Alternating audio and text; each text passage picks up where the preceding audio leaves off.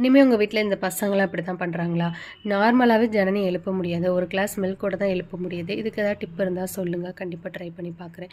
Lunch பாக்ஸ்க்கு வந்து இன்றைக்கி sambar rice அப்புறம் காலிஃப்ளவர் ஃப்ரை தான் பண்ணியிருந்தேன். பாக்ஸ்க்கெலாம் வைக்கும்போது எப்போவுமே தனியாக அரிசி பருப்பு வேக வச்சுக்கணும். அப்புறம் எப்பயும் போல் வெஜிடபிள்ஸு, சாம்பார் மசாலா, தேங்காய்லாம் போட்டு தனி சாம்பார் வச்சு 2டைம் மிக்ஸ் பண்ணி எடுத்துக்குவேன். இப்போ தாளித்து போட்டு 2 ஸ்பூன் வந்து லாஸ்ட்டாக லெமன் ஜூஸ் ஆட் பண்ணிங்கன்னா ஹோட்டலில் கிடைக்கிற சாம்பார் ரைஸ் மாதிரி இருக்கும். லஞ்ச் பாக்ஸ் வைக்கும்போது கொஞ்சம் இறுகாமல் இருக்கும். இது வந்து நீங்கள் ட்ரை பண்ணி பாருங்கள். காலிஃப்ளவர் ஃப்ரை சிக்கன்லாம் பண்ணும்போது கபாப் மசாலா வாங்குறதை நான் அவாய்ட் பண்ணிடுவேன். ஏன்னா சின்ன பசங்களுக்கு கொடுக்குறோம் இல்லையா? அதனால் வீட்டிலேயே வந்து மைதா, கார்ன்ஃப்ளவர், அரிசி மாவு, கொஞ்சம் சில்லி கட் பண்ணி போட்டுப்பேன். Ginger garlic paste, garam masala, அப்புறம் கலருக்காக காஷ்மீரி சில்லி பவுடர் போட்டு நான் ஃப்ரை பண்ணி கொடுத்துருவேன். ரொம்ப நல்லாயிருக்கும்.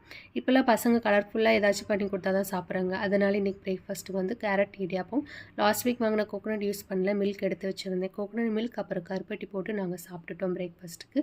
அப்புறம் லஞ்ச்